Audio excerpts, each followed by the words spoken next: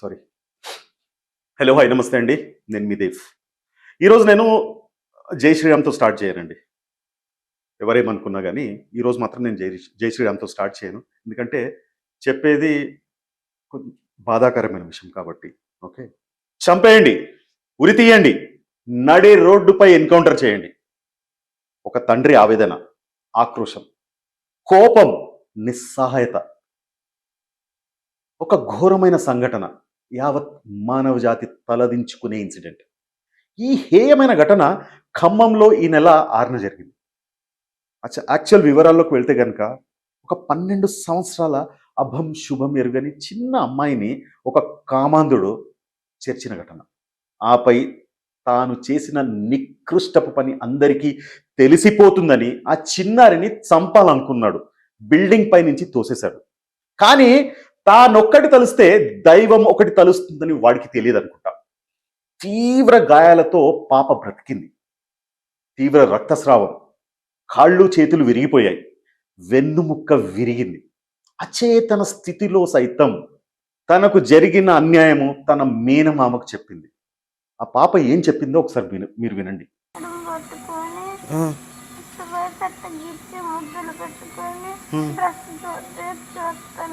Dress లేపి చూస్తుండా, నీ మరణమామంగా చూస్తుండా, పట్టుకొని నిన్ను చికా చేద్దామని చూసిండా.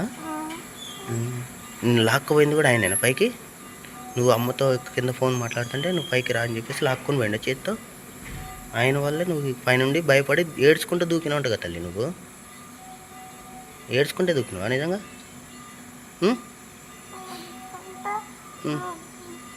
నెట్టేసిండు ఆయన ఏమన్నా, లేకపోతే నువ్వే పడిపోయినావా?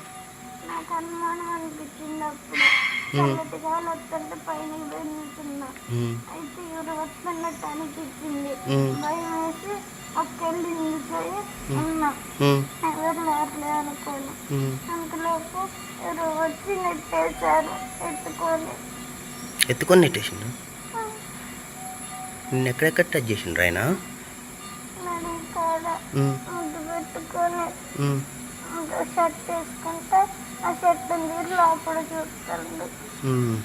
ఇంతటి హేయమైన పని చెప్తున్నాను కదా, ఇంతటి హేయమైన పని చేసిన పేరు గౌస్ పాషా. వాడికి 50 సంవత్సరాల పైనే ఉంటాయి.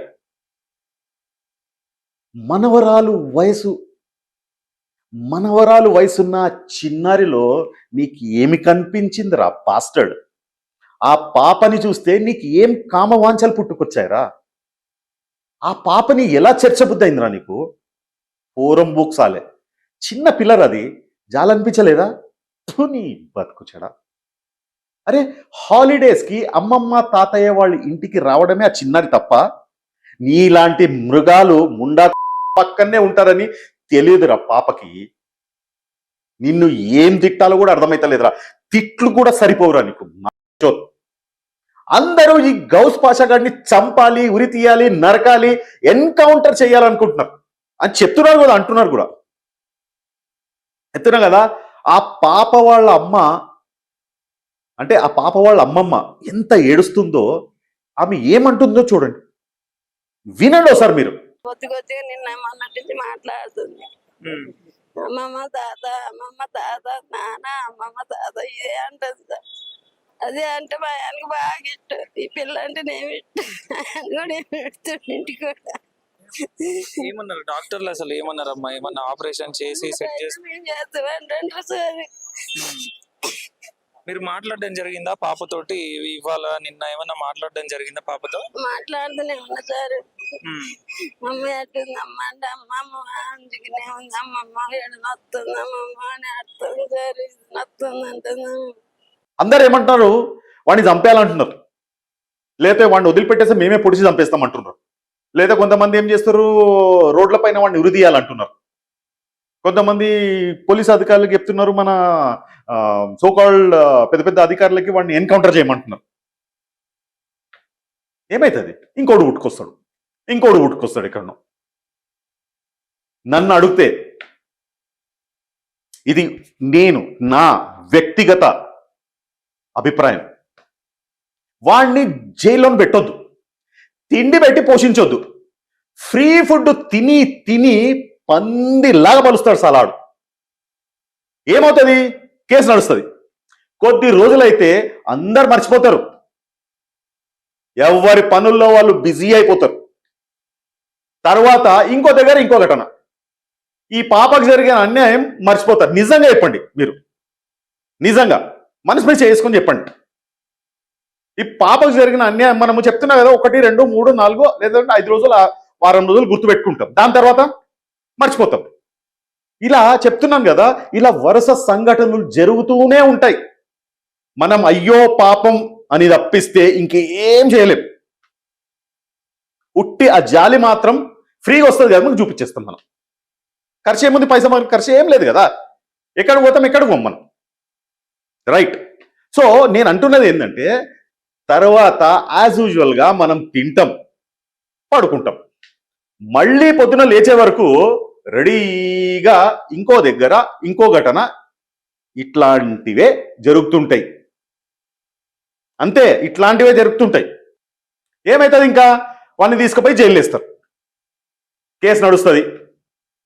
నాకు మాత్రం మన న్యాయ వ్యవస్థ పైన పూర్తి నమ్మకం అబ్బా, నాకు మాత్రం గ్యారంటీ. అయితే దీంట్లో ఇంకో విషయం ఏంటంటే, వీడు బీఆర్ఎస్ పార్టీకి చెందిన లీడర్ అంటున్నారు. మరి బీఆర్ఎస్ బాస్ దీనికి ఏం సమాధానం చెప్తారో చూడాలి. అక్కడ పోలీస్ అధికారులు, అంటే ఖమ్మంలో పోలీస్ అధికారులు కూడా బాధిత కుటుంబానికి సానుకూలంగా స్పందించడం లేదని ఒక వార్త మాత్రం తెలుస్తుంది. మరి దీనికి మన ప్రభుత్వం, రేవంత్ అన్న ప్రభుత్వం ఏ రకంగా స్పందిస్తుంది చూడాలి. ఇంతవరకు ముగ్గురు మంత్రులు ನಮ್ಮ ఖమ్మం దానికి ఇంతవరకు ఒక్కరు కూడా పోలేదంట. అక్కడికి హాస్పిటల్కి పోయి పాప ఎట్లుందని తెలుసుకోలేదంట.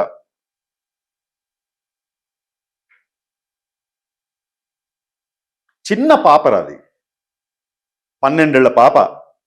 హాలిడేస్ కని అమ్మ నాన్న తీసుకొచ్చేసి వాళ్ళ అమ్మమ్మ నాన్నమ్మ ఇంట్లో వదిలిపెడితే, ఫాల్తు ముండా ఏ లేర్రా నీకు, పిల్లలు లేర్రా నీకు? 50 సంవత్సరాలు దాటే. అసలు నీ ముఖం పైన ఉమ్మాలన్నా కానీ అది నా సలైవ, నా ఉమ్ముకే ఒక ఇన్సల్ట్ రా, చెప్తున్నాను కదా. కానీ చెప్తున్నా కదా, నాకు ఒక కోరిక ఉంది. ఆ కోరిక నేను మీకు ఇప్పుడు మీతో, నా వ్యూవర్స్తో పంచుకుంటా. ఒకవేళ నా కోరిక సబబే అయితే నన్ను ఆశీర్వదించండి, లేదంటే ఏదో వీడో పిచ్చోడు, వాడికి ఏదో కాలింది వాడు అన్నాడు అని చెప్పేసి మీరు ఇది చేసుకోండి, ఓకే. కానీ వాడిని ఇప్పుడు జైలుకి పంపించారు, కేసు నడుస్తుంది.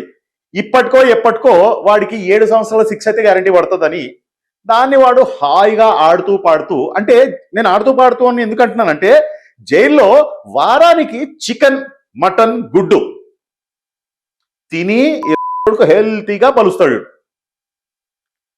వాడికి యాక్చువల్గా వాడు చేసిన పని తప్పు అని ఎలా తెలుస్తుంది చెప్పండి? ఎలా తెలుస్తుంది? అంటే 7 సంవత్సరాలు జైల్లో ఉంటాడు. హాలిడేస్, గిలిడేస్, పండుగలు, పబ్బాలు ఇవన్నీ తీసి దాంట్లో తీసేస్తే ఒక 3 సంవత్సరాలు ఎగిరిపోతాయి. ఇంకో 4 సంవత్సరాలు మంచి ప్రవర్తన, లోపట ఏదో మంచిగా ఉండి వాడు ఇక ఇది చేసుకొని గిడ్డం పెట్టుకొని, జర టోపీ పెట్టుకొని, దేవుడు మాటలు చెప్పుకుంటూ కొంతమందికి ఇది చేస్తే, వాడు మంచి మాటలు వినేసేసి వాడికి ఒక సంవత్సరం శిక్ష తగ్గింది అనుకో, 3 సంవత్సరాలు బయటకు వస్తాడు కదా. సో వాడికి వాడు తప్పు చేసిండని ఎట్లా తెలుస్తారు? వాడికి టైంకి బ్రేక్ఫాస్ట్, టైంకి లంచ్, టైంకి చాయ్, టైంకి డిన్నర్, అన్ని ఫ్రీగా.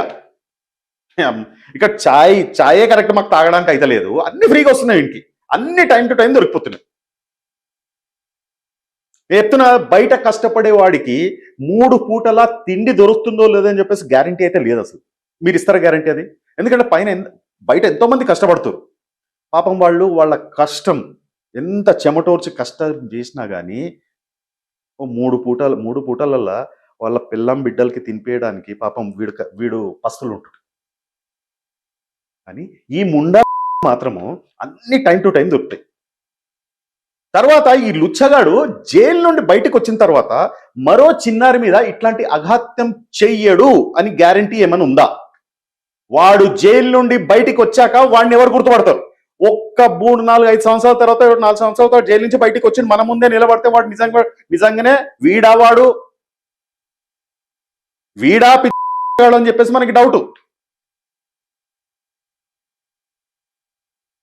ఆ? ఎవరు గుర్తుపట్టరు. చెప్తున్నా కదా, ఇది గ్యారంటీ. ఎవ్వరు కూడా గుర్తుపట్టరు వాడిని. నేను ఒక మాట చెప్తున్నా చూడండి.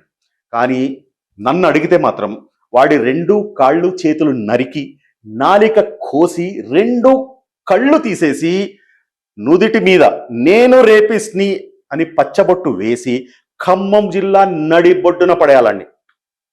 వాడిని చంపొద్దు. చంపితే హాయిగా చేస్తాడు. ముందున్నా కదా, హాయిగా చేస్తాడు. సారీ, ఏమనుకోకండి, నాకు ఈ మాటలు లోపల నుంచి నాకు బాధ కలిగిస్తున్నాయి కాబట్టి నాకు ఇట్లా వస్తుంది.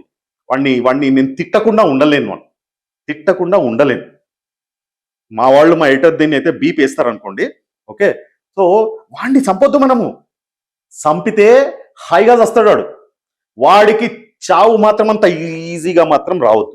అసలు ఇవ్వద్దు చావు, ఈజీగానే ఇవ్వద్దు. వాడికి చెప్తున్నా, తిండి కూడా అడగలేని స్థితికి తీసుకోవాలని, ఆ స్థితికి తీసుకొచ్చి ఎవరైనా జాలిపడి తినడానికి ఏదైనా ఇచ్చినా రోడ్డు నాకుకుంటూ తినాలి నా కొడుకు. ఎందుకంటే చేతులు ఉండవు, నాలిక ఉండదు. నాకడానికి నాలిక కూడా లేదు వానికి, అది కూడా కట్ చేయాలి మనం. కళ్ళు ఉండదు, ఎక్కడుందో తెలియదు వాడికి. సో నాకుకుంటూ తినాలి. చెప్తున్నా, మా వాడికి శిక్ష ఇట్లా ఉండాలి. నీళ్లు కూడా నాకడానికి ఇట్లా తాగాలి. చావు ఎప్పుడు వస్తుందో అని ప్రతి నిమిషం ఎదురు చూడాలి. లాస్ట్కి వాడు వదిలిన మలాన్ని కూడా వాడే తిని తాగి బతికేలాగా చెయ్యాలి. చెప్తున్న వాడి పరిస్థితి ప్రతి ఛానల్స్ లో రోజు 1 గంట లైవ్ చూపెట్టాలి. వాడిని సావనివద్దు. వాడికి ఏమైనా జరిగితే వాలంటీర్గా డాక్టర్లు వచ్చి మంచి వైద్యం ఇచ్చి వాడిని కాపాడి మళ్ళీ అదే ప్లేస్ లో వదలాలి. ఈ లైవ్ మొత్తం భారతదేశం అంతా చూపించాలి. దీనికి మన తెలంగాణ వేదిక కావాలి. మరోసారి ఇంకెవ్వరు ఇలాంటి దుశ్చర్యకు పాలు పడినా వాడి గతి ఇదేనని తెలుసుకోవాలి. అప్పుడైనా ఈ బలిసి కొట్టుకుంటున్న కామాంధులకు కొంచెమైనా భయం వస్తుందేమో చూడాలి మనం. వాడు బ్రతికుండే వరకు ఈ లైవ్ని చూపిస్తూనే ఉండాలి. వాడిని చంపొద్దు, చావనివద్దు, జీవక్షమంలా వదలాలి. చెప్తున్నా కదా, నడవలేక, తినలేక, కడుక్కోలేక, బతికున్నా చూడలేక, నోరున్నా మాట్లాడలేక, చెవులు మాత్రం వదిలిపెట్టాలి మనం.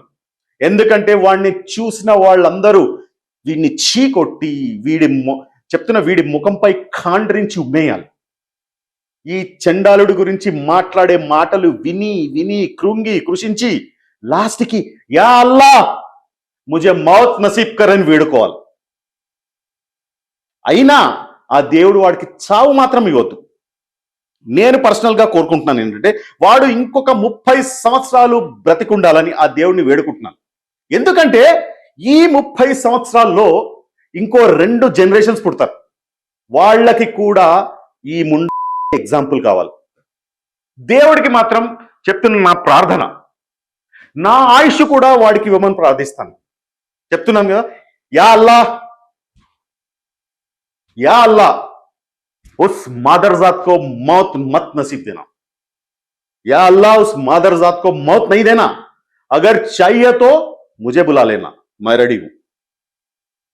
లాస్ట్కి నేను చెప్పొచ్చేది ఏంటంటే ప్రతి తల్లి తండ్రి వాళ్ళ పిల్లలకి దీన్ని లైవ్ ఎగ్జాంపుల్గా వాళ్ళ పిల్లలకి చూపించాలి.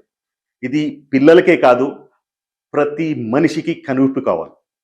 ఇలాంటి చండాలపు పనులు చేస్తే చావు కూడా అంత ఈజీగా రాదని వాళ్లకు తెలియాలి. నేను దేవుణ్ణి మనస్ఫూర్తిగా వేడుకుంటున్నాను. ఆ పాప క్షేమంగా ఆయురారోగ్యాలతో హాస్పిటల్ నుంచి బయటికి వచ్చి ఆడుతూ పాడుతూ స్కూల్కి వెళ్ళాలని, ఉన్నత శిఖరాలను అందుకోవాలని ప్రార్థిస్తున్నాను.